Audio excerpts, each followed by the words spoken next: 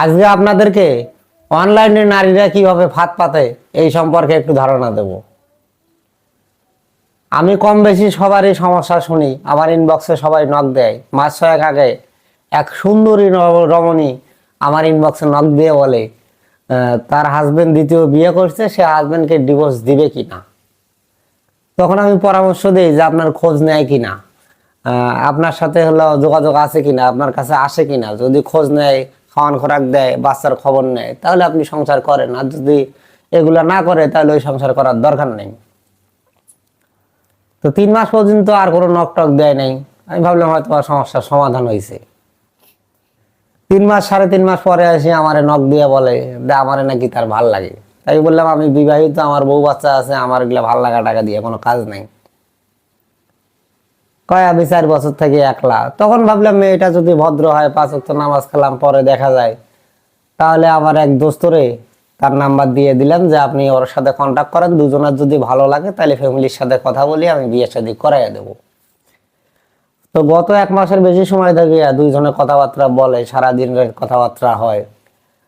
তো আমার বন্ধু আর আমারে বলে নাই যে সে এমবি ভরে নেয়, মিনিট ভরে নেয়, আবার 30,000 টাকাও চাইছে।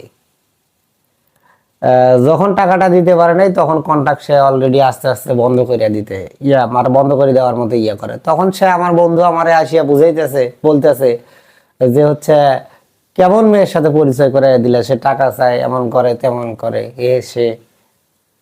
পরবর্তীতে যে কোনো ভাবে অলৌকিক ভাবে তার হাজবেন্ডের সঙ্গে যোগাযোগ হয়। যোগাযোগ হওয়ার পরে জানা যায় যে তার ডিভোর্সই হয়নি।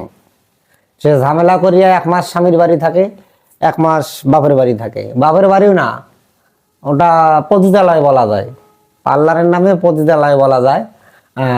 একজন মহিলার হাজবেন্ড বাইরে থাকে, সে আবার আর একটা বিয়ে করছে। ওই মহিলা সহ এই মহিলা মিলা ছেলেদের সঙ্গে অনলাইনে যোগাযোগ করিয়া টাকা যা হাতাইতে পারে।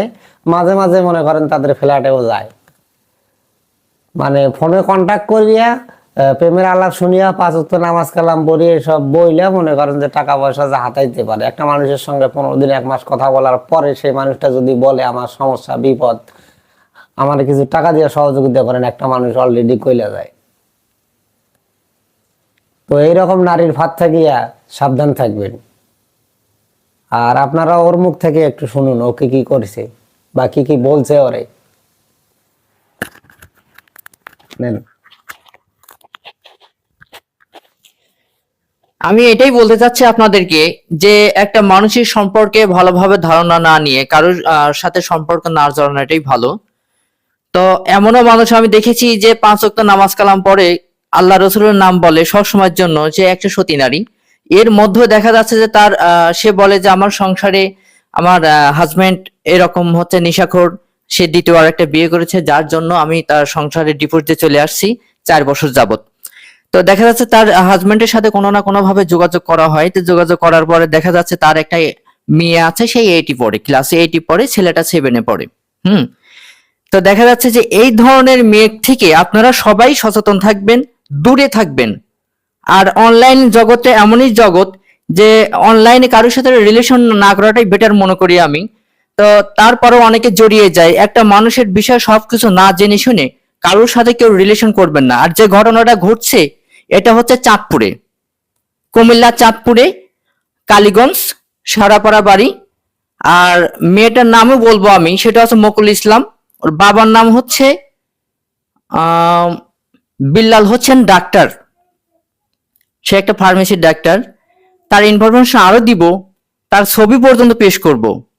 এই রকম অসংখ্য ছেলেদের কাছ থেকে সে টাকা নিচ্ছে, অসংখ্য ছেলেদের কাছ থেকে, মানে প্রবাসী বলেন, দেশের বাইরে বলেন, অনেক ছেলের কাছ থেকে এরকম টাকা সে খাইছে, কিন্তু আমাদের কাছ থেকে সে খেতে পারে নাই। এটা হচ্ছে তার সবচেয়ে বড় ব্যর্থতা, যে আমাদের কাছ থেকে খেতে পারে নাই। এক কথায় ছেলে হোক মেয়ে হোক, অনলাইনের সম্পর্ক থেকে দূরে থাকুন।